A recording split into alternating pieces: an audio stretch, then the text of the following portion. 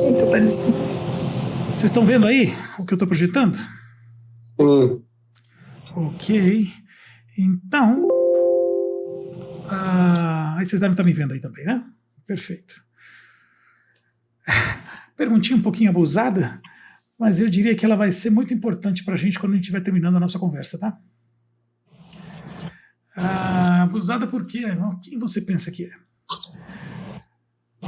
E quando a gente está falando disso, é que antes da gente começar a poder enxergar, vamos dizer assim, com mais profundidade, uma série de coisas que Deus tem para nos dizer, acho que mais importante é a gente começar entendendo quem a gente é perante Ele. Esse Deus. Então, a gente começa por aí. E aí, antes da gente entrar no assunto propriamente dito, eu vou pedir algumas coisinhas para vocês. A primeira coisa que eu queria pedir para vocês é que vocês ouçam aquilo que eu for dizer de maneira com o coração aberto, tá? De verdade. Porque muitas coisas aqui que talvez eu diga vocês possam estranhar, possam achar meio diferente, mas como assim? Assim, Paulo, que é um dos apóstolos de Jesus, o próprio Pedro reclamava que ele falava às vezes alguma coisa muito complicada e isso, digamos assim, confundia as pessoas. Então, para a gente evitar a confusão, o que eu estou pedindo é, vamos ouvir até o final. Tá bom? Eu vou mutar você aqui, Cláudia, porque está dando um pouquinho de eco. Tá bom? Mas quando você quiser, você só libera o microfone. Pronto. Olá, chegou a Bruna aí também. Olá! Oi. Bom, então, primeiro ponto que eu vou pedir para vocês é isso. Por favor, ouçam de coração aberto até o final. Tá? Segundo ponto que eu vou pedir é procurem não ouvir o que eu não disse. Como assim? Gabriel, será que você quis dizer que não sei o quê? Não. Eu não quis dizer nada. O que eu quiser dizer, eu vou dizer. Tá bom? Vou tentar ser muito preciso nas minhas palavras, inclusive. Não quero deixar dúvida na cabeça de vocês naquilo que foi dito. Então, se você tentar interpretar, não presume. Só ouve. E se houver alguma dificuldade naquilo que eu estiver dizendo, por favor, volta para o meu primeiro pedido. Espera até o fim, ouça até o final, tá bom? O terceiro ponto é que a gente esteja disposto efetivamente a crer na palavra de Deus, naquilo que Deus diz sobre a nossa vida, sobre a sua vida, sobre a minha vida. Quando eu digo isso, perceba que essa frase pode ser ambígua. Ou eu posso estar dizendo... Como é que eu diria isso? Quando Deus fala, ao Deus falar, as coisas acontecem. A criação ocorreu pela palavra dele. Quando ele coloca, ele se apresenta na sua palavra, ele está colocando uma realidade. E essa realidade pode trazer, ela pode se abrir aos nossos olhos. E para isso a gente tem que crer nessa palavra. Então, creia nessa palavra mais sobre a sua vida, mais do que a sua vida, mais do que aquilo que você já viveu, ou já presenciou, ou já experimentou. Creia na palavra de Deus. E a outra forma é, creia na palavra de Deus sobre a sua vida. Creia na palavra, naquilo que Deus diz a respeito de você. E são esses dois sentidos que a gente vai procurar explanar, conversar aqui. Tudo bem? O último ponto muitas vezes a gente tem alguns conhecimentos, algumas frases, alguns versos bíblicos. Mas um verso bíblico não diz tal coisa, mas isso parece contradizer a outra coisa, então um está certo, o outro está errado. Não, na verdade, a palavra de Deus vai estar mostrando algo que pode estar muito correto para você no teu momento, no teu tempo. Mas e a outra situação não vai estar cabendo para você, mas vai caber para outra pessoa porque ela está num outro tempo. Vou te dar um exemplo. Tem um texto lá de Jeremias 17 que diz: enganoso é o coração, né? Jeremias é um profeta lá do Velho Testamento, 800 anos antes de Cristo. enganoso é o coração, quem poderá compreendê-lo? Só que quando a gente vai ler Hebreus, que aí é 50 anos depois de Cristo, vai dizer assim, olha, eu inscrevi as minhas leis no teu coração. Pô, então você tem um coração enganoso ou você tem um coração com as leis de Deus? Né? Então, vamos procurar ser consciencioso nesse sentido, né, da gente não colocar a Bíblia contra a própria Bíblia. Mas vamos tentar entender o contexto dela, no texto. Tá bom? Alguma pergunta, pessoal? Tudo bem até aqui? Vocês topam ter paciência comigo nesse sentido? Beleza. Se vocês tiverem qualquer questionamento, por favor, podem levantar a mão, tá? Levantem a mãozinha. E aí a gente dá a palavra. Podem me interromper, não tem problema nenhum, não. Eu prefiro que a gente converse. Beleza? Então, tá bom. Deixa eu colocar um contexto aqui para vocês.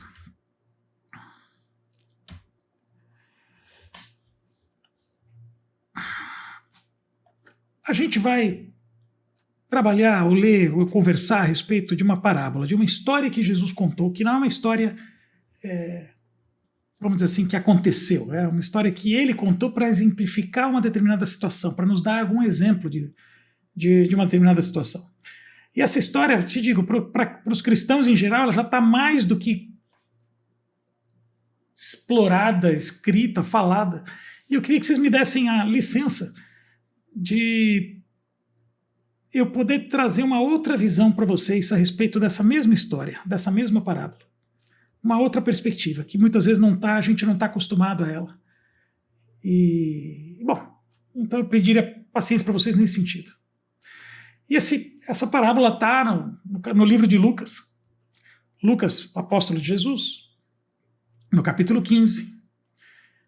E eu queria que algum de vocês, por favor, pode abrir o microfone e ler para mim o verso 1 e o verso 2 de Lucas 15.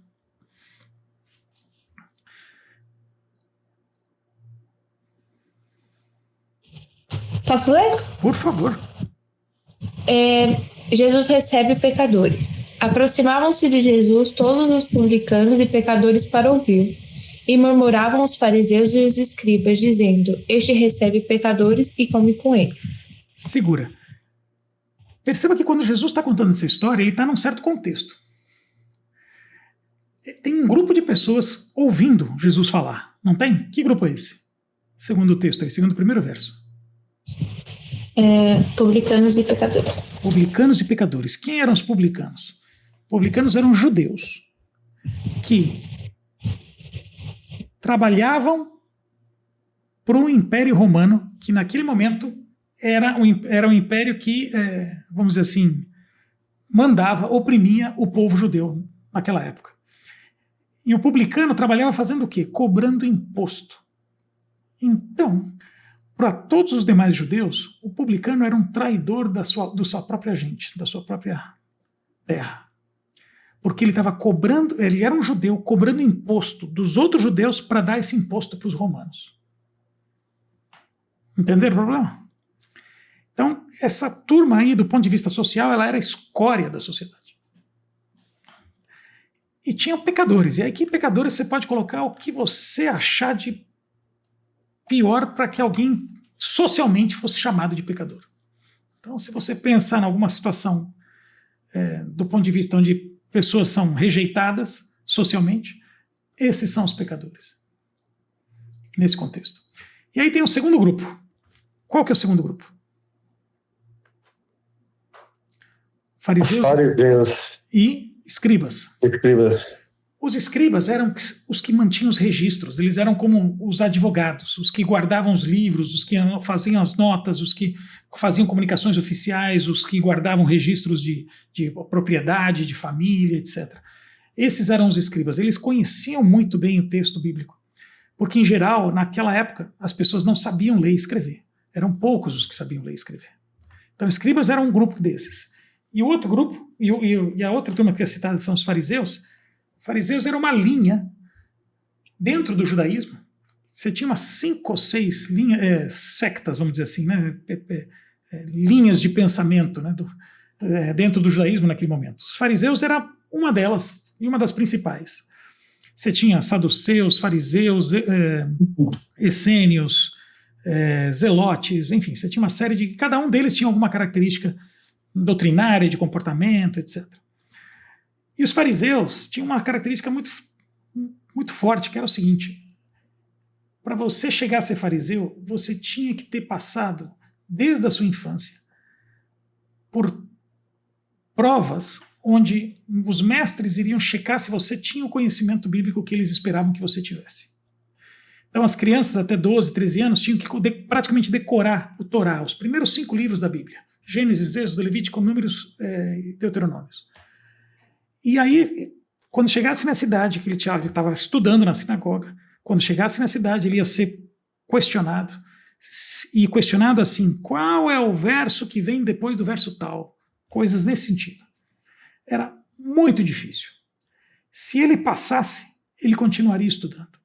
Se ele não passasse, ele voltaria para a casa do pai e já deixaria os estudos, ele seria mais aceito nos estudos. E ele, muito provavelmente, iria adotar a profissão que o pai tinha. Se ele era um pescador, ele ia virar pescador; se ele era marceneiro, ele ia virar marceneiro, e por aí vai. E aí, agora, aqueles poucos, muito bons, muito inteligentes, que passavam, continuavam estudando até chegar por volta dos 17, 16, 17, 18 anos. Só que aí eles iam estudar todos os demais livros do Velho Testamento: os profetas, os salmos, os profetas maiores, os menores, que é um outro catatal assim, se você pegar uma Bíblia. E ele ia passar por uma prova também do mesmo jeito. E se ele passasse nessa prova, aí ele teria a chance de ser conduzido por um mestre da lei. E aí ele continuaria, e ele participaria, como fariseu, ele participaria de todo o envolvimento na liderança judaica, na liderança religiosa e civil judaica, que muito fortemente os fariseus se envolviam. Se ele não passasse naquela prova, ele voltava para casa para assumir a profissão do pai, porque ele não continuaria mais estudando. Então, percebam que esse outro grupo, escribas e fariseus, eram pessoas extremamente inteligentes, extremamente cultas, conhecedoras de teologia, de Bíblia, da Bíblia que tinha naquele tempo, né, o Tanakh. Então, essa turma estava falando o que de Jesus naquele momento ali?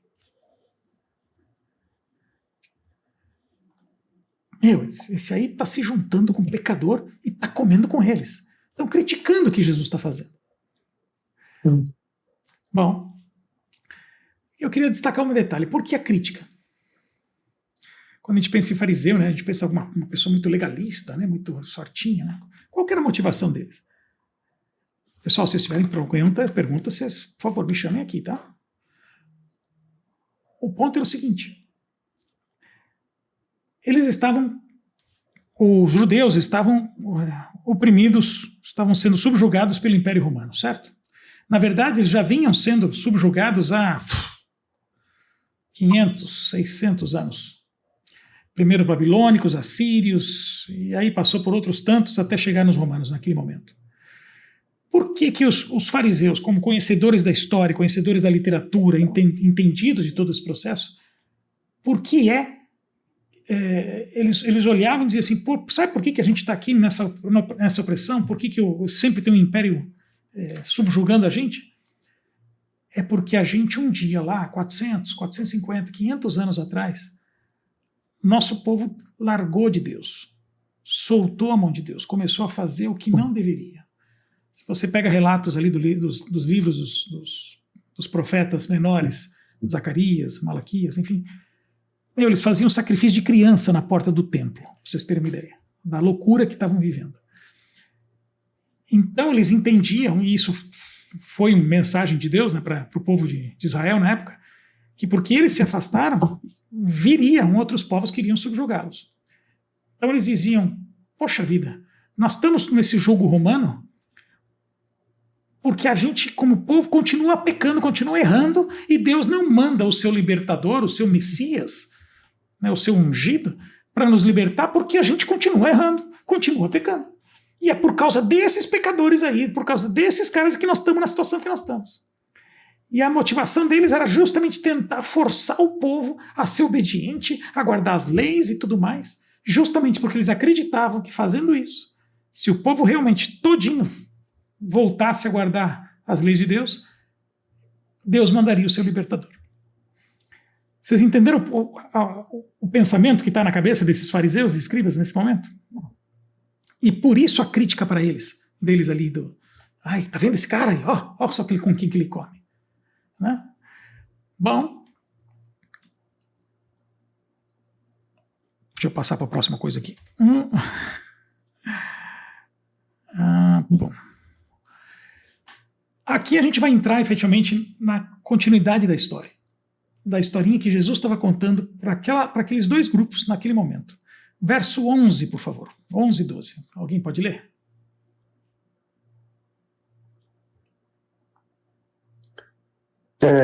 Pode ler. E disse, um certo homem tinha 2 filhos, e o mais moço deles disse ao pai, Pai, dá-me a parte dos bens que me pertence. E ele repartiu por eles a fazenda. Olha só, interessante, a tradução diz a fazenda. Algumas outras dizem a propriedade. No grego, a palavra utilizada aí é bios, para se referir à propriedade, à fazenda. Tá? Só que não sei, vocês conhecem a palavrinha bios? Onde que a gente usa a palavrinha bios como sufixo? Biologia, estuda a vida. Estuda a vida, exatamente. Bios é vida também, em grego, por quê? Porque é da propriedade, é da fazenda que vem o sustento de todo mundo. É da propriedade do pai que vem o sustento que dá vida a toda a família. É o meio de vida deles, né? Exatamente. Só que aí tem um filho mais moço dizendo para o pai, me dá a parte que me cabe. Naquele contexto sociocultural, naquele momento, quando um pai ouvia isso, se um pai ouvisse isso, sabe o que quer dizer? Se um filho dissesse isso para um pai, sabe o que o pai estava ouvindo? Pai, eu queria que você tivesse morto. Porque o que me interessa é só a propriedade, é só a grana. Ele estava dizendo para o pai, eu queria que você tivesse morto. E esse filho mais moço era o que ele estava dizendo. Agora, você imagina na cabeça do fariseu ouvindo a história que Jesus estava contando e Jesus começa contando essa história desse jeito. Sabe o que os fariseus iam pensar? Puxa um livrinho que os fariseus conheciam muito bem, lá de Deuteronômios, lá atrás. Abre, por favor, passagem de Deuteronômios, capítulo 21.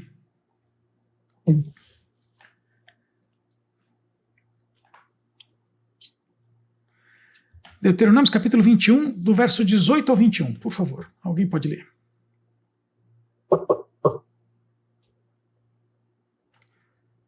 Verso 18 ao 21. 18 ao 21, lê aí. Pode ler. Lê, mano. Quando alguém tiver um filho contumaz e rebelde que não obedece à voz de seu pai e à voz de sua mãe, e castigando-o, eles lhes não der ouvidos. Então seu pai e sua mãe pegarão nele e o levarão aos anciãos da sua cidade e à porta do seu lugar. E dirão aos anciãos da cidade, este nosso filho é rebelde e contumaz, não dá ouvidos à nossa voz, é um comilão e um beberrão. Até o 21. Então todos os homens da sua cidade o apedrejarão até que morra, e tirarás o mal do meio de ti, e todo Israel ouvirá e temerá. Essa lei, a gente não tem nenhum registro dela ter acontecido. Mas ela parece terrível. Imagina um pai e uma mãe entregando um filho para ser apedrejado, para ser morto, porque ele é beberrão, desobediente, contumaz, enfim, todos os defeitos ali que ele cita.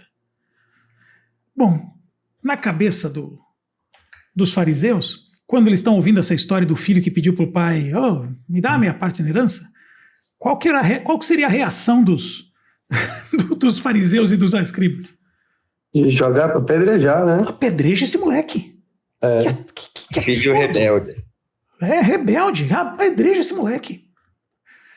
Agora, os pecadores e os publicanos estavam ali ouvindo, tipo, onde vai chegar essa história? Vocês imaginam onde que vai chegar essa conversa? Bom, um outro detalhe que eu ia comentar com vocês. O verso que a gente leu lá em Lucas, volta para Lucas de novo. Diz que o pai repartiu com os filhos a herança, correto? Se ele repartiu, a regra no povo de Israel para repartir herança era o seguinte: o filho mais velho sempre ficava com o dobro da porção dos outros filhos. Então a gente tinha aqui 2 filhos. Então o filho mais velho ia ficar com quantas partes da herança? 2/3. O filho mais velho, 2/3. E o filho mais novo, 1/3. Certo? Tá. E o pai ia ficar com quanto? Com nada. Com nada, exatamente. O pai ia ficar com nada. Então o pai teve que vender a parte da terra dele para pegar esse dinheiro e entregar na mão do filho mais novo, do moleque rebelde que pediu a herança. E foi isso que o pai fez, segundo o verso 2, se não me engano, que a gente leu. Verso 12, perdão. Tudo bem até aqui, pessoal? É Lucas quanto? Lucas mesmo? 15. Lucas 15, verso 11 e 12. Foi o que a gente leu aqui. Valeu. Eu ia dizer para você deixar no dedinho e tal, mas aqui não é Bíblia, né? Então tem que lembrar. Beleza. Tudo bem até aqui, pessoal? Tá bom? Uhum. Ok. Então vamos para mais uma. Nesse momento, o filho vai embora. Pega o verso 13 e 14, por favor, e lê para a gente.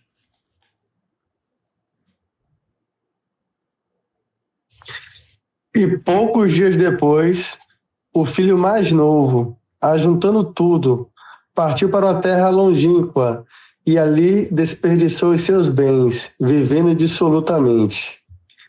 E, havendo ele gastado tudo, houve naquela terra uma grande fome e começou a padecer necessidades.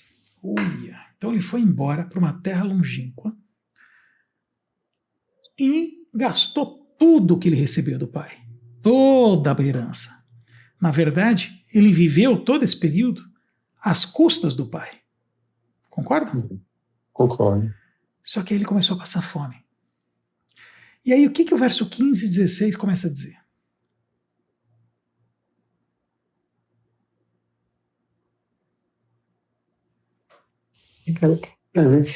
E foi, e chegou-se a um dos cidadãos daquela terra, o qual mandou para os seus campos a apacentar porcos. E desejava encher o seu estômago com as bolotas que os porcos comiam. E ninguém lhe dava nada. Ele estava numa terra distante, mas o tão distante que não era a terra de Israel. Por que a gente sabe que não era a terra de Israel? Porque os israelitas eles não criavam porcos. Eles não criavam porcos, exatamente. Então aqui ele estava numa terra de um outro povo estranho. Por isso que era uma terra distante. Interessante, eu não tinha pensado nisso antes.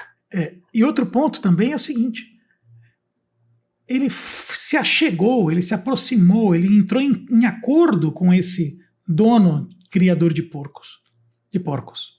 Não foi? Para cuidar dos porcos, para ver se alguma coisa ele podia comer.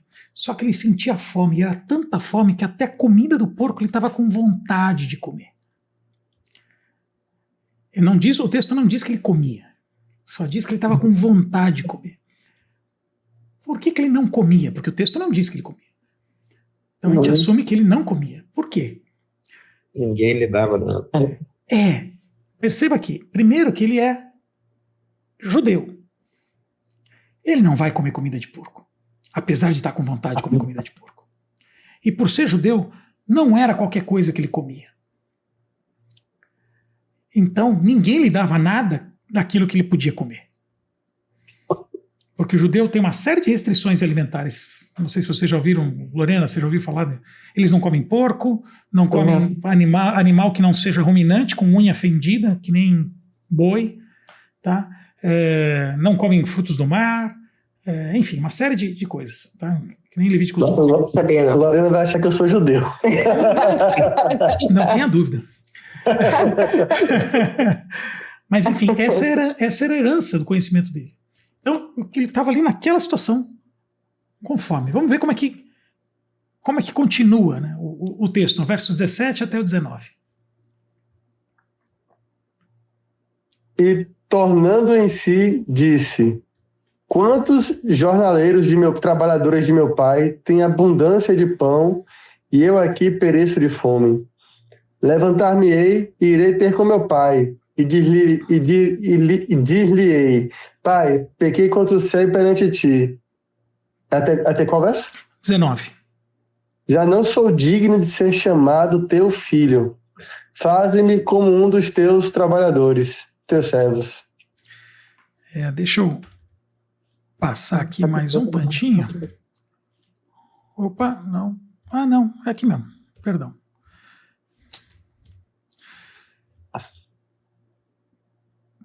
O filho estava esperando voltar, né? Ele estava imaginando voltar para casa, certo? Minha pergunta para você é: normalmente, quando a gente ouve essa história, não sei se todo mundo já conheceu essa história, acho que, Lorena, você já tinha ouvido isso? Já? É do filho pródigo? Exato, filho pródigo. Eu gosto de chamar da parábola do pai que tinha 2 filhos. E já digo por que do pai. Qual é a lição que normalmente a gente tira dessa história? Que lições a gente costuma tirar dessa história? O filho que se arrepende, volta para o pai. O amor do pai. Né, o amor do pai ao filho, né? O amor do pai ao filho, muito bem. O que mais? Que outra? O perdão do pai. Perdão do pai. O ponto do arrependimento que o Joaci colocou agora também. De não deixar a casa do pai, né? Pois é. Agora, segundo o verso 17, que a gente leu, por que é que ele queria voltar para casa mesmo?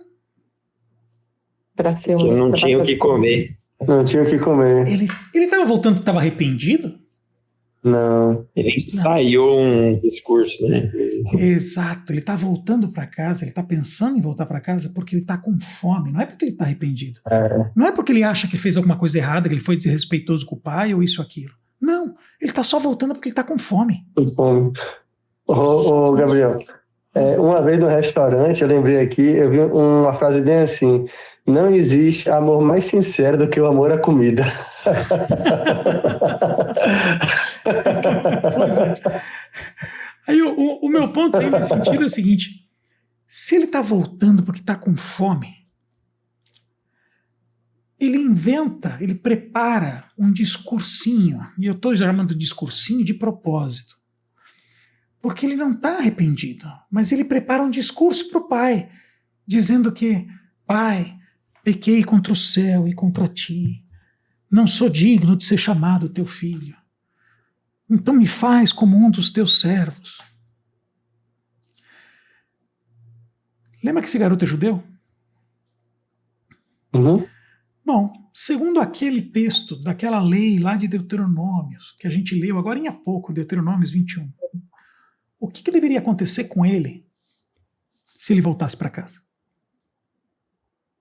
Apedrejado, morto. Ser apedrejado. Certo. Só que ele não é bobo. Ele prepara um discurso e fala assim: não, pai, eu não sou mais teu filho, eu não sou digno de ser chamado teu filho. Me faz que nenhum dos teus trabalhadores. Para quê? Para evitar de ser apedrejado. Ele pensava que ia ser apedrejado. Exatamente. Olha que interessante. Exatamente. Tinha pensado nisso. Sentença. Uma situação, não sei se vocês lembram da história de Jacó e Esaú, aqueles 2 irmãos que nasceram gêmeos. No final da vida deles, lá quando Jacó volta para casa, já velho, com família, com um monte de gente, Esaú, o irmão que nasceu primeiro, vai ao encontro dele com 400 homens junto, 400 guerreiros a encontrar Jacó. E eu estou te falando aqui de uma história que aconteceu bem lá para trás, né? Lá em Gênesis. Tá?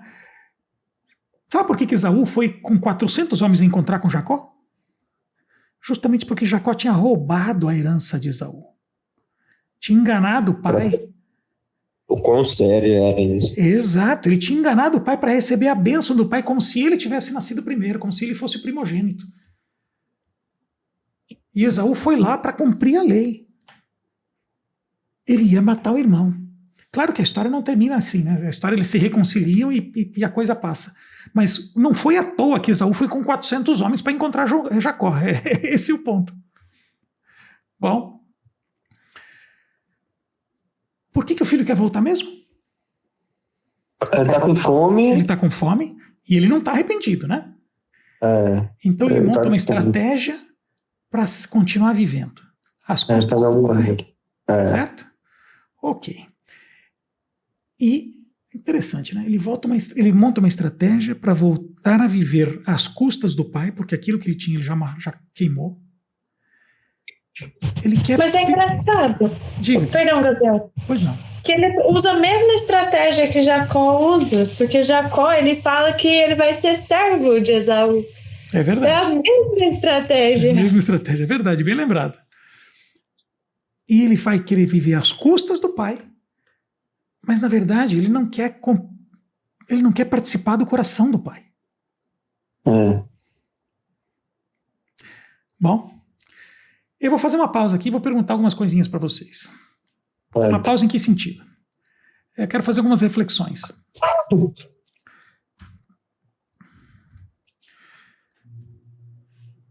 A gente sempre fala, do ponto de vista do cristianismo, que a gente vai ser salvo, né? Que a gente espera que Deus nos salve, que Jesus nos salve. A minha pergunta para vocês é: nos salvar do quê? Se você pegar em Mateus capítulo 1, Mateus capítulo 1, verso 21, o contexto desse texto é quando o anjo chega para José e fala que a mulher dele, com quem ele ainda não casou, vai ter um filho. E o anjo chega para José e fala assim: segura a onda aí, rapaz, não desiste dela não, porque o filho dela vem de Deus. E no verso 21 ele explica, ele diz para José qual era o nome que tinha que ter esse filho. Lê o texto para mim, por favor. 21. Isso. E dará à luz um filho e chamarás o seu nome Jesus, porque ele salvará o seu povo dos seus pecados. Por que o nome desse filho foi colocado de Jesus? Por quê? Porque ele salvará o seu povo dos pecados. Exatamente. A salvação é por causa dos pecados do povo. O que Jesus veio fazer é salvar o povo dos seus pecados. Bom, ele diz que iria cumprir, certo? Minha pergunta agora é um pouquinho mais teológica assim. Ele já cumpriu isso, sim ou não? Apocalipse capítulo 1, verso 5. Apocalipse é um livro que João, o discípulo amado, João escreveu quando ele estava na ilha de Patmos, já exilado, só esperando morrer. Apocalipse capítulo 1, verso 5. O que diz o texto? E da parte de Jesus Cristo, que é a fiel testemunha, o primogênito dentre os mortos e o príncipe dos reis da terra, aquele que nos amou e em seu sangue nos lavou dos nossos pecados. Em algumas outras traduções, em vez de lavar, ele diz nos libertou dos nossos pecados, mas o conceito é exatamente o mesmo. De quem que ele está falando aí? É de Jesus, está claro? Aquele que por seu sangue nos lavou. Está no futuro, está no passado, está no presente o tempo verbal desse texto? Passado. Isso quer dizer o quê? Que ele já salvou? Já foi. Que ele já salvou. Que ele já nos livrou. Ele já nos libertou. Pô, então, se ele já nos libertou, por que é que frequentemente a gente vive como se essa liberdade não fosse de verdade? Fosse uma coisa que a gente espera acontecer. Por que é que frequentemente é como se a gente ainda tivesse preso, escravo, preso ao pecado. Já pensaram? Só que a Bíblia ali, no texto que a gente leu, ele está dizendo que já foi, que já rolou, já aconteceu. Bom, deixa essa perguntinha aí, e eu quero que vocês olhem outro texto. 1 Coríntios, capítulo 15, verso 56.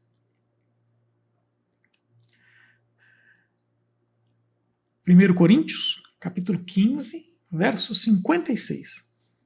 Deixa outra pessoa ler, né? Não, tem problema não. Quer ler, Gabriel? Tá. Leia aí. Antes de você ler, a pergunta que eu vou fazer é: qual é o poder do pecado? Agora lê o texto. Qual é o poder do pecado? O aguilhão da morte é o pecado, e a força do pecado é a lei. O aguilhão da morte. O que é aguilhão? Sabe uma lança? A ponta da lança. Esse é o aguilhão. O aguilhão, a ponta da lança, o aguilhão da morte é o pecado. Quer dizer, a morte chega através do pecado. A ponta da lança é o pecado. Né? Então, o aguilhão da morte é o pecado. E a força do pecado é o quê? A lei. É a lei. Ei, pera um pouco. Tá estranho, né, Davi? Tá estranho, né?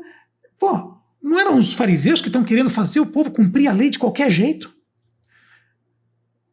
Só que aqui o texto Coríntios, foi escrito por Paulo, para a cidade, para os cristãos de Corinto, está dizendo assim: a força do pecado, o poder do pecado é a lei.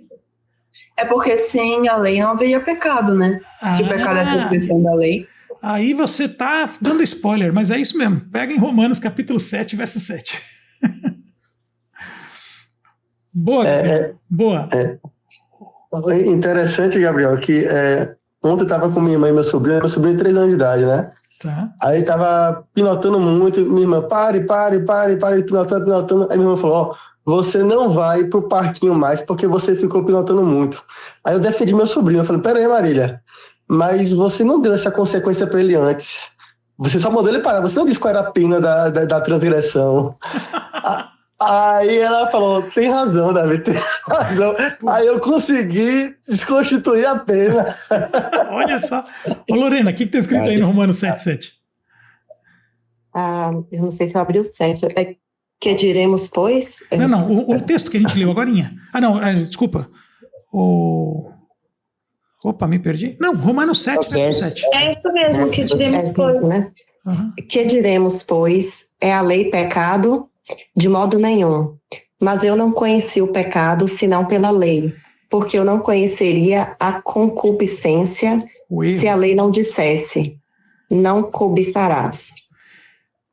O poder do pecado é a lei, porque sem a lei a gente não sabe o que é pecado. Esse é o poder dela. O poder da lei é mostrar o que é errado. Mostrar, dizer o que está errado. É isso, no direito, o poder da lei. Diga aí, Gabriel. No direito se chama princípio da anterioridade legal. Não há crime, senão há lei que o defina. Então, para que haja crime. Aí tem aquelas outras divisões, né? Princípio da retroatividade, da lei mais benigna e retroatividade, que já é outra história. Mas também tem a ver com isso. Uhum. Agora vem uma pergunta para vocês, para a gente pensar mais um pouco. Por que é que você e eu nos apresentamos a Deus como pecadores sem valor? O que é que nos define, ou o que diz que nós pecamos, que nós somos pecadores? O que diz? Onde está escrito que a gente é pecador, ou que a gente peca, ou que a gente erra? Os mandamentos, né? Na lei de Deus. A lei está escrita lá e ela está me acusando, ela está me dizendo, você não está fazendo certo, você está errando. Bom, agora eu quero que você leia no próprio livro de Romanos, no mesmo capítulo 7, só que eu quero que você leia o verso 4, por favor.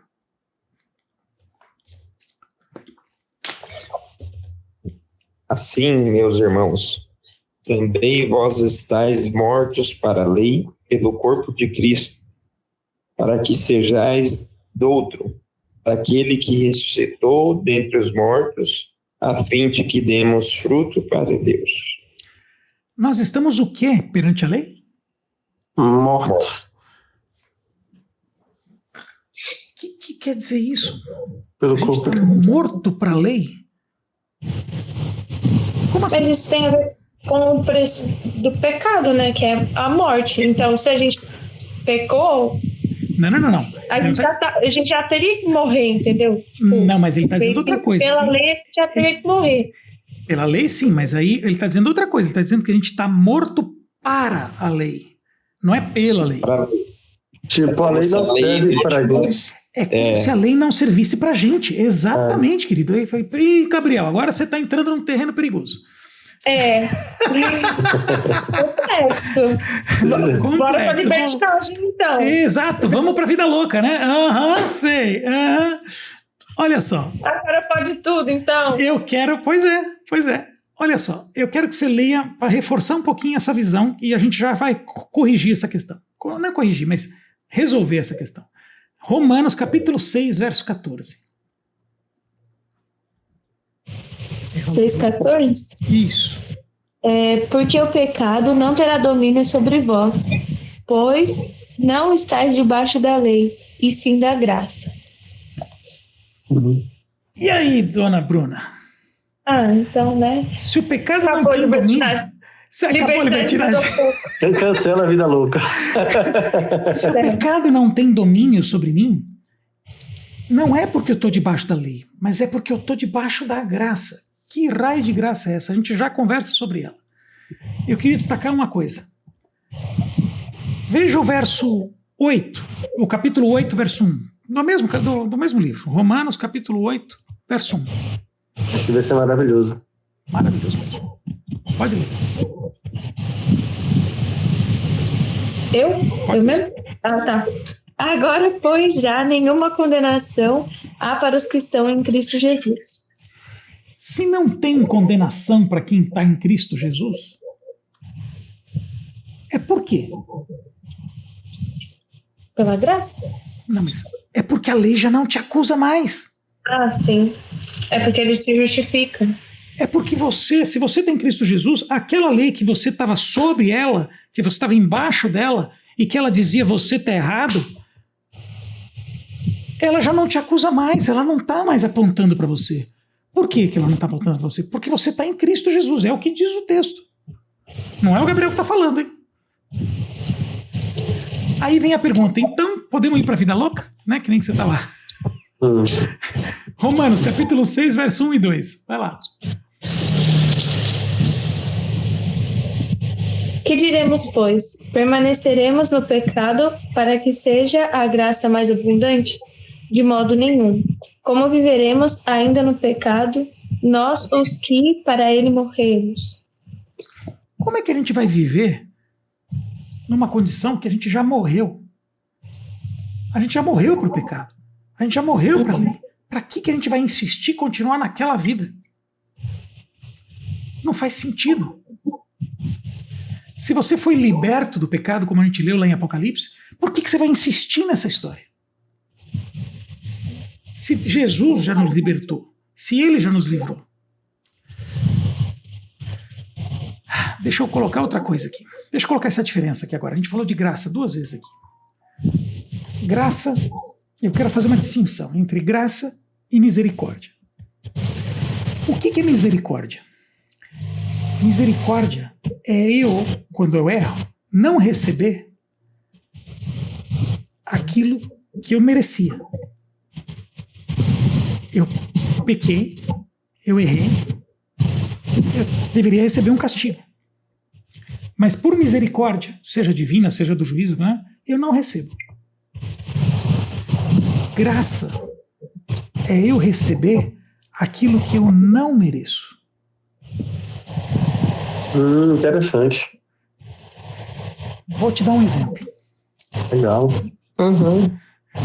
Graça, na verdade, é algo que Deus dá, que Deus usa para que nos transforme, para que a gente tenha a vida que Ele planejou para nós.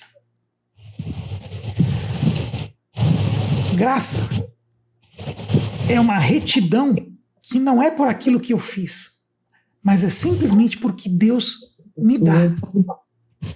Por isso se chama graça.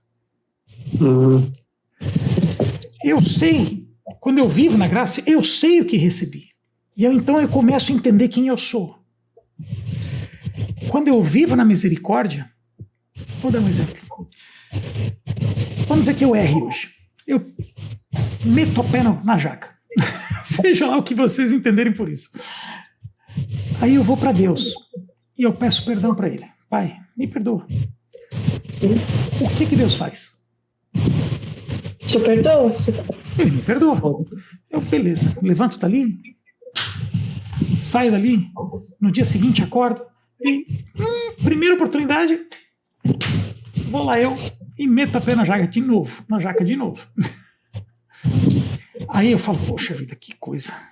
Aí eu volto, me ajoelho, falo para Deus, Pai, eu errei de novo. O Senhor me perdoa? E o que Deus faz? Perdoa. Ele perdoa. Aí fala, beleza, maravilha. Sai dali, passa o dia seguinte, não dá meia hora que eu tô acordado, já digo uma bobagem para minha esposa, e aí eu me dou conta que eu mais uma vez errei. E aí eu volto. Pai, eu tô aqui de novo, pedindo teu perdão de novo. É que na verdade eu não queria fazer o que eu fiz, mas não, na verdade eu queria, mas eu não queria fazer o que eu fiz, mas eu queria. E eu peço perdão. E o que Deus faz? Perdoa. Deus me perdoa. Quando é que eu saio desse ciclo? Que eu vou, peco, volto, peço perdão, Ele me perdoa. Eu acho que é quando Deus te transforma, quando você permite ser transformado pela graça. Quando existe graça. Porque a misericórdia, Deus tem enorme misericórdia, Ele vai me perdoar sempre. O ponto é, até quando é que eu vou viver sob a lei? Para passar a viver sob a graça. É porque na graça é que Deus nos dá esse poder. Poder não no sentido de um pozinho mágico, tá? Mas no sentido da possibilidade da gente mudar o nosso coração, mudar a nossa vida, da gente viver aquilo que Deus pensou, planejou pra gente.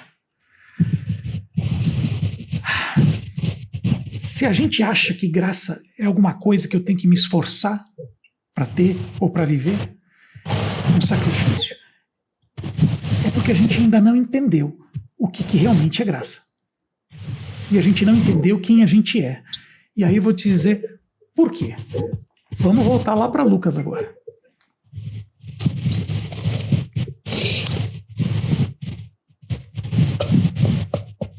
Lucas 15? Lucas 15. E você vai ler... não, a gente não vai ler ainda, mas deixa o dedinho aí.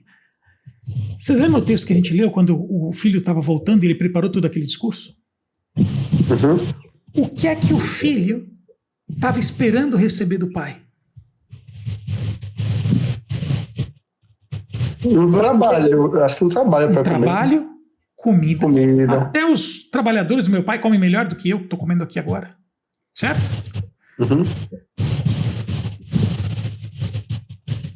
O que o filho estava esperando? Bom, vamos ler o próximo verso então. Qual que é o verso? O próximo verso é... O 20. O 20, isso mesmo. Sim. Pode ler, por favor. 19 é o... O 20 só ou mais? Acho que até quando ele fala para os servos fazerem a... Ok. Tá bem. Ok, até o 24, acho. Vai lá. E levantando-se foi para seu pai, vinha ele ainda longe, quando seu pai o avistou, e compadecido dele, correndo, o abraçou e beijou. E o filho lhe disse: Pai, pequei contra o céu e diante de ti, já não sou digno de ser chamado teu filho. O pai, porém, disse aos seus servos: Trazei depressa a melhor roupa, vestiu, ponde-lhe um anel no dedo e sandálias nos pés. Trazei também e matai novilho cevado, comamos e regozijemo-nos. Palavras difíceis. Sim, mas tudo bem, beleza. Bom, o que esse filho foi buscar quando ele foi de volta para o pai? Ele foi buscar o quê? O mínimo de subsistência. Ele foi buscar misericórdia. Foi buscar misericórdia e recebeu graça. Só que o pai entregou o quê para ele? Graça. Legal. Ele foi matar a miséria dele, ele foi matar a fome dele, sem saber que o próprio pai, na verdade, queria dar para ele graça. Por que ele queria dar graça? Quando o pai está dizendo, põe um anel no dedo, coloca sandálias nos pés dele, traz a túnica nova, prepara aquele novilho. Qual é a condição? O que o pai está fazendo com esse garoto? Está trazendo ele aqui, está restaurando o que nesse garoto? A dignidade dele, do filho, né? Condição de filho.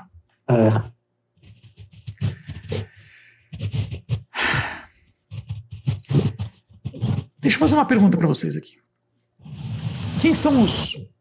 Perceba que nessa parábola que Jesus está contando, tem vários personagens, né? Personagens na parábola, na história. Vamos lá. Quais são os personagens? O pai, a gente falou agora. O que mais? O filho mais novo. Quem mais? O filho mais velho. O filho mais velho, beleza. Quem mais?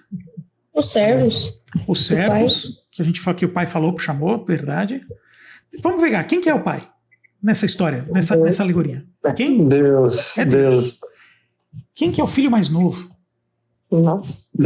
Pecadores. Nós. Gente que fez coisa errada, porque escolheu fazer coisa errada, escolheu. Quem são os trabalhadores que você citou agora, Bruna? Trabalhadores. Para quem que o pai foi pedir para preparar as coisas e para trazer? Esses são os trabalhadores, né? Os seus servos. Provavelmente outros membros, tipo, outros Talvez. servos de Deus, no geral. Eu chamaria dos anjos. Pode ser. Os anjos que ministram, que servem a Deus. Os anjos. Boa. Tá? Só que tem mais um personagem aí que a gente não falou. O cidadão da terra, aquele que ofereceu isso o trabalho. mesmo, queridão. O cidadão da terra distante, o criador de porcos. Esse garoto, quando ele estava na terra distante, e ele gastou tudo, e ele começou a passar fome, deixa eu fazer diferente. Aos próprios olhos desse garoto, quando ele estava em casa, o que ele achava que ele era? Herdeiro, filho. Sim. Quando ele sai de casa com o dinheiro e vai lá para a terra distante, o que ele achava que ele era? Que provavelmente ele achava que ele era? Dono do mundo. Dono do mundo, se sentindo, né? Ele estava com o dinheiro que ele recebeu do pai, da herança que ele recebeu. No momento que ele perde tudo, e ele se achega, ele entra em acordo com esse homem da terra distante. Como é que ele se percebe? Agora ele é o quê? Nada, como Ele é um servo. Ele é um servo daquele homem. Quando ele volta para o pai, como é que ele se apresenta? o servo também. Como servo também. Agora eu pergunto, o que é que aconteceu para que a identidade desse garoto mudasse?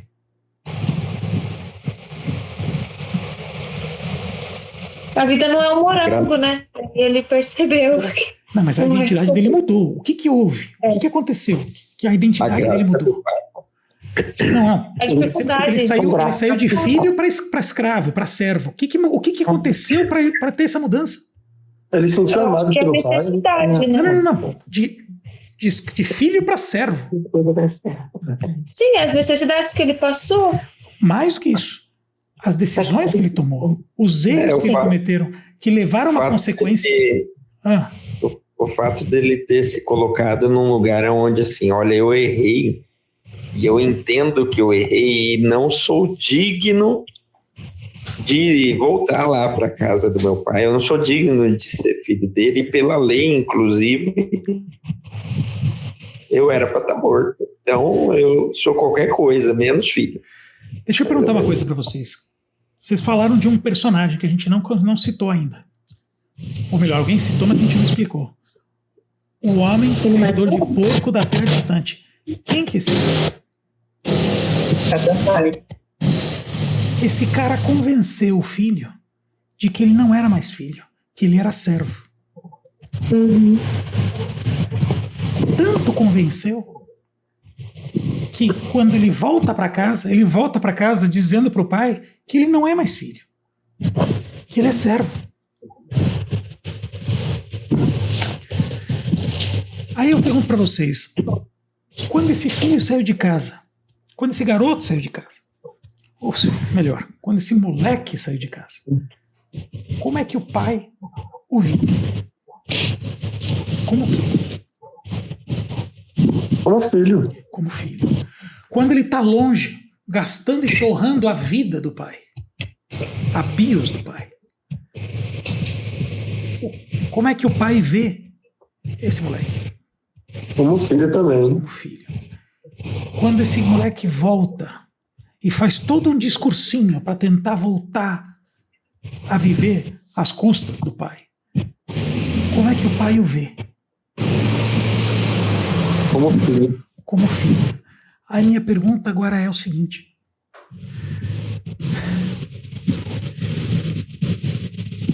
se o pai o tempo todo está vendo esse garoto como filho, por que é que nós dizemos algo diferente ao nosso próprio respeito?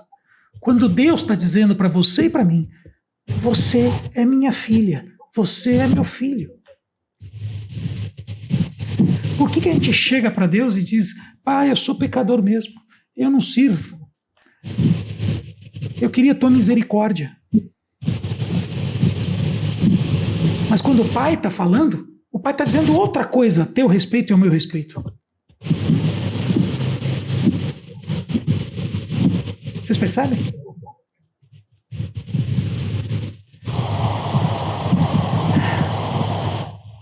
Por que é que a gente não acredita naquilo que o pai diz a nosso respeito? O que acontece na nossa vida para que a gente se identifique mais como servo, quando na verdade o que Deus está dizendo, cara, você é minha filha, você é meu filho. Deixa eu fazer um exercício com vocês aqui. Imaginem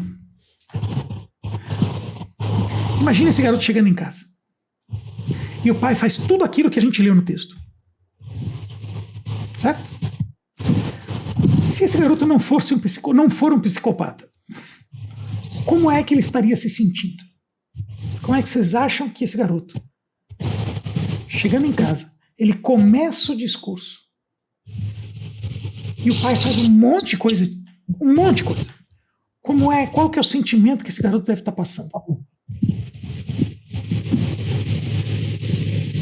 Acho que é um misto de alegria e vergonha. Eu me sentiria muito feliz e com muita vergonha ao mesmo tempo. Por que vergonha? Porque a vergonha vem do arrependimento. Eu acho que aí ele sente o arrependimento também. Mas aí o que causou a vergonha? O que causou a vergonha? Ele sentir que ele não é digno do tratamento que ele está recebendo do pai. Que ele não merece o que o pai está fazendo com ele. Agora, a parábola não conta, mas imagina que esse sentimento deve ter sido enorme. Esse constrangimento para ele deve ter sido enorme. Vocês acham que ele teria a mesma atitude dali para frente? Que ele teve quando ele saiu de casa? Não. Por que não? Porque a graça transforma também, né? Porque voltar a fazer aquilo já não tem o menor sentido.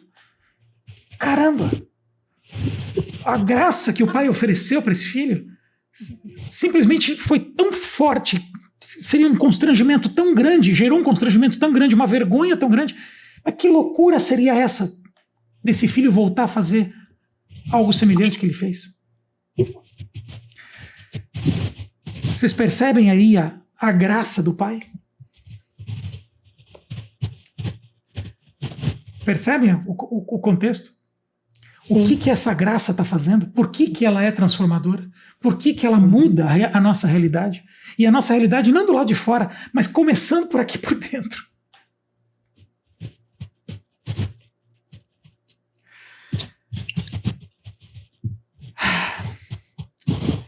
Sabe que eu ouvi a vida inteira que eu era pecador, que eu era um escravo do pecado, que eu fui ensinado dessa forma. Desde Cristo. Tá, ainda segue ensinando a mesma coisa, né? Pois é. Só que, de repente, eu olho para esse texto e vejo isso que a gente está conversando aqui e digo, pô, por que me parece tão estranho? Por que me parece tão difícil acreditar? É porque parece fácil demais. E parece que não é uma coisa que depende. Porque você crê que você é escravo do pecado, que você tem que ficar lutando com isso, te dá uma sensação de controle sobre a tua condição própria. Exato. Como que você tem que tentar se controlar como se a gente fosse capaz. Exato. Nem isso é. É como se a gente quisesse pagar essa conta, quando na verdade Deus está dizendo, para. A conta eu já paguei. É. Essa conta não é tua. Deixa eu puxar outro ponto.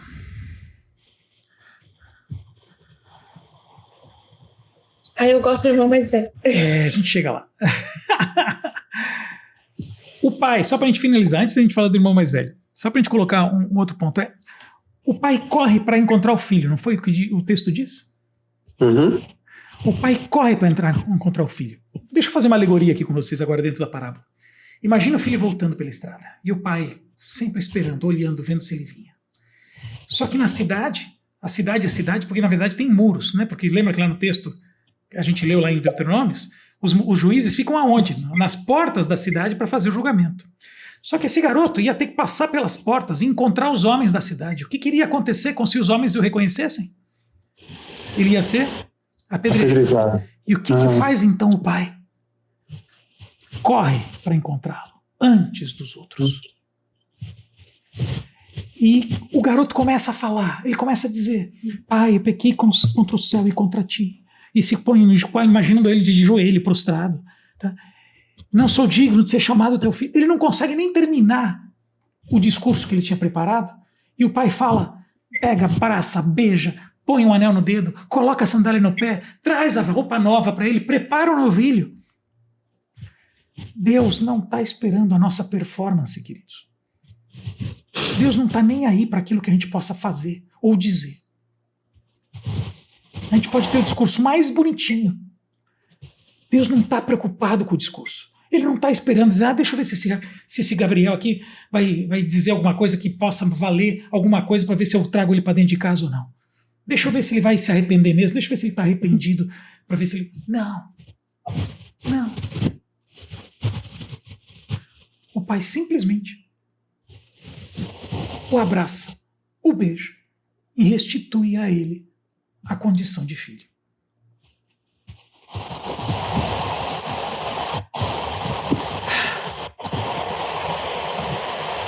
O pai não precisa do discurso do filho. Percebe? Diz, Gabriel. Então, tem uma dúvida. Quando a gente resiste a uma tentação, por exemplo, Deus nos olha com outros olhos, porque minha mãe sempre me ensinou que quando a gente resiste a uma tentação, a gente ganha uma estrelinha na coroa do céu, alguma coisa assim. É como se fosse um prêmio, sabe? Então, Deus nos olha com outros olhos, como se a gente fosse mais filho dele, em relação às pessoas que não superam determinadas condutas pecaminosas, ou Deus não faz exceção. O que a gente viu, como é que o pai olhava o filho, desde que ele saiu de casa? Como é que ele olhava aquele garoto? Como filho. O tempo todo, querida. O tempo todo. E mais ainda, quando o garoto volta para casa, o pai não está nem aí para o que aconteceu. Quando o garoto volta para casa, o que o pai queria era que ele entendesse que ele era o quê? O servo? Um servo? Filho. Não, que ele entendesse que ele era filho. Por quê? Porque o que o pai queria era que ele percebesse que a condição dele era completamente diferente daquela que ele estava achando que ele era.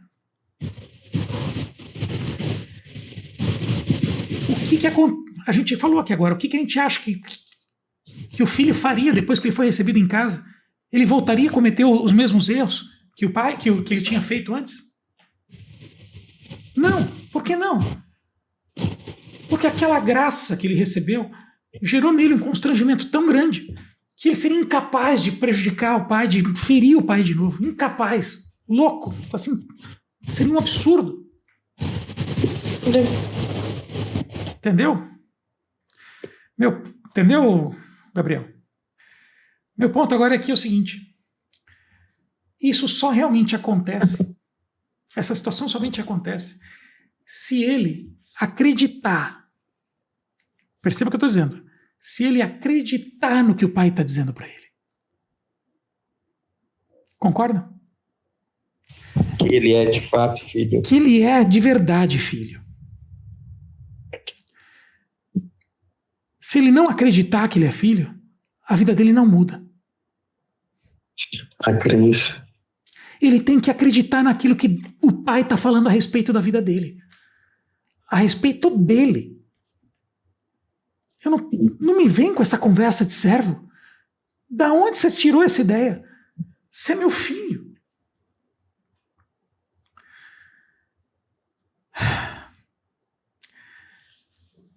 E o irmão mais velho?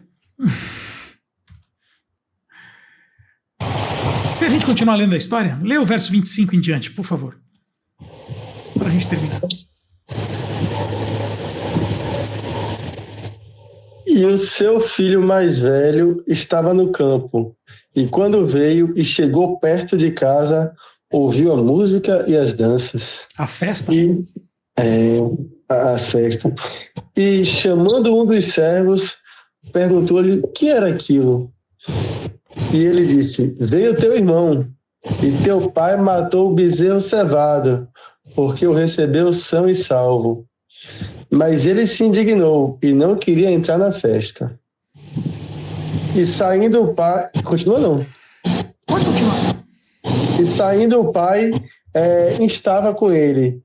Mas respondendo ele, disse ao pai: eis que te sirvo há tantos anos, meu pai, sem nunca transgredir um único mandamento teu, e nunca me deste um cabrito para me alegrar com os meus amigos. Segura um pouquinho. Como é que esse irmão mais velho se vê perante o pai? Como servo. Como servo. Não é muito diferente de como o outro filho se via perante o pai, né? Olha que interessante. E ele ainda reclama com o pai, fala: pô, eu já te obedeci a vida inteira, eu cumpri as tuas vontades, todos os teus mandamentos. Eu mereço, né? Eu mereço, e o senhor nunca me deu, eu mereceria, e o senhor nunca me deu um cabrito. Aí o que o pai diz para ele? Continua o texto.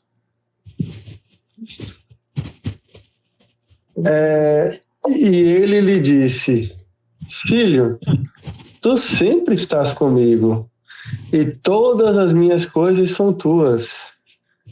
Mas era justo alegrarmos e folgarmos, porque este teu irmão estava morto e reviveu, e tinha se perdido e achou-se. De quem que era a herança que tinha sobrado? Do filho mais velho. Do que você está falando, meu filho? Tudo que eu tenho já é teu. Tá pedindo o quê, né? Tá pedindo o quê? Seu, tá reclamando que já era teu, a herança tá aí, é tua. Agora deixa eu fazer uma mudança aqui. Na parábola da nossa vida, da sua e da minha vida, na parábola da história tem um irmão mais velho acusando o irmão mais novo. Pô, esse aí gastou o teu dinheiro com meretrizes. Só que é uma parábola da nossa vida. Quem que é o irmão mais velho? Romanos, capítulo 8, verso 29. Nós estamos acabando, tá, pessoal? Pelo menos por 8:29. 8:29. E aí, Lore? Porque os que dantes conheceu também os predestinou para serem conformes à imagem de seu filho, a fim de que ele seja o primogênito entre muitos irmãos. Quem que é o primogênito? Quem que é o filho mais velho? Efésios, capítulo 1, verso 15, capítulo 1, verso 5. Efésios, capítulo 1, verso Você 5. tá boa de achar, né? Pegou o jeito já. E nos predestinou para filhos de adoção por Jesus Cristo, para si mesmo, segundo o beneplácito de sua vontade. Quem é o primogênito? Quem que é o filho mais velho? Porque nós somos filhos de adoção, segundo esse verso. Mas segundo Romanos 29, quem que é o primogênito? Jesus Cristo, querida. Jesus é o filho mais velho. Jesus Cristo é o filho mais velho. Só que na parábola da nossa vida, da nossa história, o irmão mais velho não está indo encontrar o irmão mais novo para cumprir a lei lá de Romanos 21. Jesus está vindo onde a gente está, lá cuidando de porco, lá numa terra de um homem, de uma terra distante, cuidador de porco. Jesus está indo lá e está dizendo, irmão, volta para casa. Ele tá nos levando pro pai, né? Volta pro pai, porque ele está te esperando. Mas vem cá, como é que eu vou voltar pro pai? Você sabe o que eu fiz? Você sabe o que eu venho fazendo a minha vida inteira? Você sabe as coisas que eu errei? Você sabe onde eu pisei na bola? Como é que eu vou voltar? Jesus disse assim, volta, porque o preço disso deixa que eu pago. Mas volta porque o pai está esperando você. Aí eu vou pedir para que você volte lá em Deuteronômio de novo. Capítulo 21, verso 22 e 23.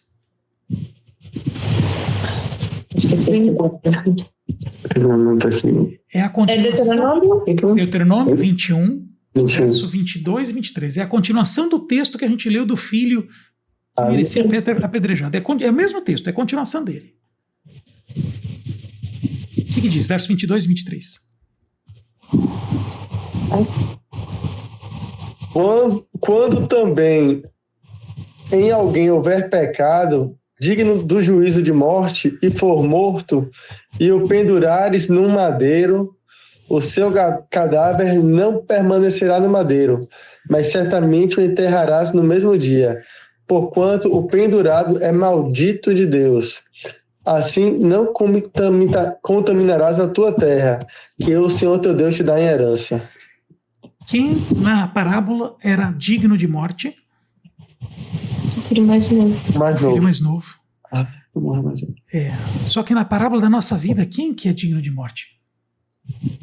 Somos nós. Somos nós. E o filho mais velho aqui faz o quê? Irmão, Ele que morre. volta para casa que eu vou pagar essa conta. Quem é que é morto no madeiro, segundo esse texto aqui? Jesus, sim. Jesus é morto no madeiro, na cruz. Ele cumpriu essa lei no nosso lugar.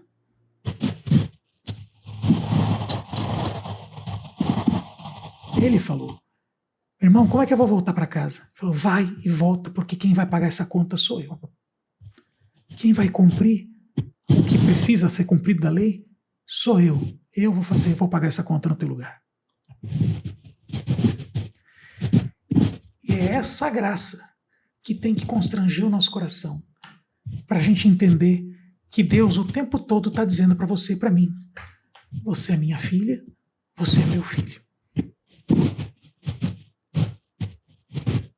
E qualquer coisa que você pense a respeito de você mesmo, diferente disso, não é o que Deus está dizendo sobre você.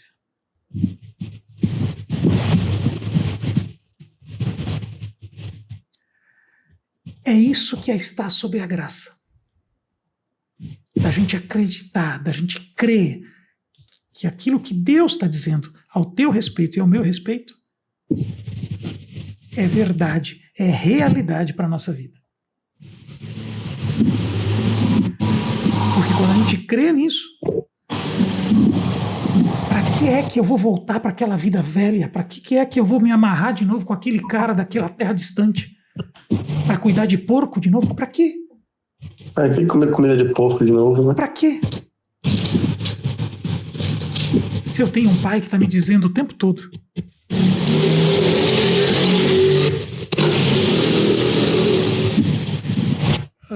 aqui, você é filho. Porque o nosso irmão primogênito, o nosso mais velho, foi ele que pagou essa conta.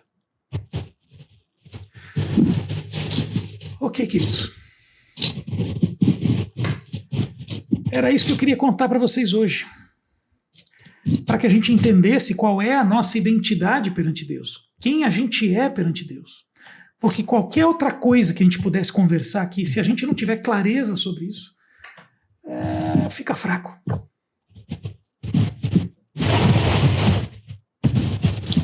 Então eu pergunto para vocês: Lorena, quem que você é? Filha de Deus. Amém por isso. Amém. Bruna, quem você é, Bruna? Filha de Deus. Gabriel, quem que você é, Gabriel? Filho de Deus. Cláudia, e você? Filha de Deus. Joaci? Filho de Deus. Creiam nisso, mas creiam de verdade e recebam a graça que Deus está colocando na sua mão, está colocando na nossa mão. Amém. Dizendo isso. Vamos fazer uma oração, queridos?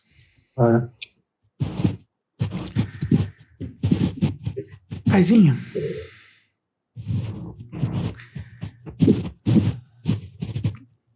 ajuda a gente a acreditar nessas palavras. Amém. Naquilo que o Senhor está dizendo ao nosso respeito sobre a nossa vida. Ajuda a gente a crer de verdade, que isso seja uma realidade para nós, que a nossa identidade mude, que a gente pare de achar que a gente é um servo, seja do homem lá da terra distante, seja até mesmo teu, porque não é isso que o Senhor está dizendo a nosso respeito. O que o Senhor está dizendo para nós é que nós somos filhos e filhas. E que esse constrangimento nos faça perceber e nos transforme, Pai, para que, ainda que a gente tropece, ainda que a gente erre, o nosso irmão mais velho está ali, do nosso lado, dizendo para a gente: ei, levanta. Porque o Pai está aqui, sempre, olhando para você e te dizendo: você é minha filha, você é meu filho. Amém. Então, Pai, coloca essa realidade, que é a tua palavra dizendo, coloca essa realidade para nós, coloca essa realidade no nosso coração, na nossa mente, para que no nosso dia a dia, em cada momento, em cada coisa que a gente estiver fazendo, em cada situação, a gente se lembre: eu sou teu filho, eu sou tua filha, Pai. Amém. E assim, é dessa forma que a tua graça vai nos transformar. Obrigado, Paizinho, por tudo que o Senhor fez por nós. Obrigado por essa graça. Obrigado, Senhor. Em nome de Jesus. Amém.